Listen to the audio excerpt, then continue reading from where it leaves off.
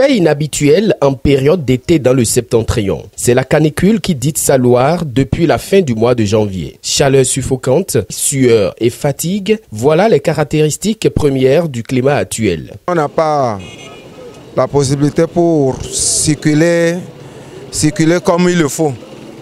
Parce que le soleil, ça nous dérange. On reste dans le soleil et puis on travaille correctement comme il le faut. On n'a pas de choix. On a commencé avec la matin. La matin n'étant pas encore vers sa fin quand subitement la chaleur nous est parvenue.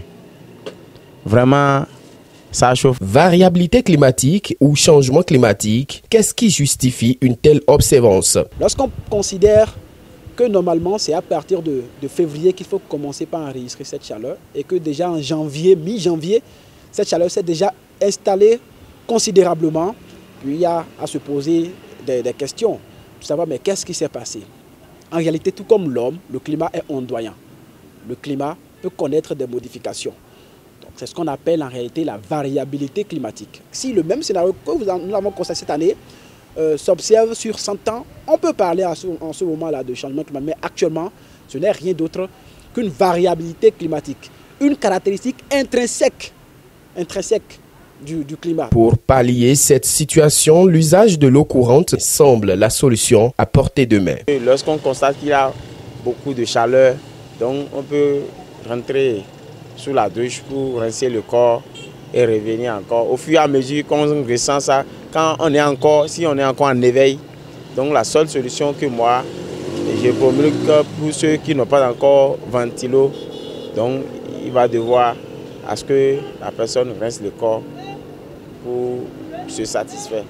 Sans l'eau, tu ne peux pas vivre. Tu ne peux pas circuler comme il le faut et ça nous donne la santé. Même si cette période rime avec l'apparition de certaines maladies, il faut tout de même s'en prévenir. Ce qui se passe généralement, c'est qu'on est exposé au soleil. Et étant donné qu'il fait beaucoup plus chaud, l'homme perd ce qu'on appelle la déperdition hydrique dans le corps de l'homme. L'homme va perdre l'eau qui est... Et quand on perd de l'eau qui est dans notre organisme, on est en ce moment-là exposé aux différentes maladies.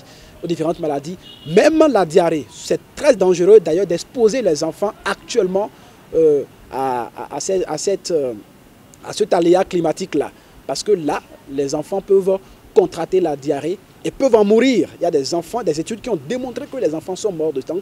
Même les adultes également, c'est déconseillé de s'exposer. Et en conséquence, il faut beaucoup boire de l'eau. Il faut beaucoup s'hydrater. Buvez beaucoup d'eau pendant cette période. Il faut pour se protéger. La chaleur a monté un cran au-dessus de la norme. Il urge donc de se protéger et convier les populations aux bons gestes sanitaires. Cela y va de l'intérêt de tous.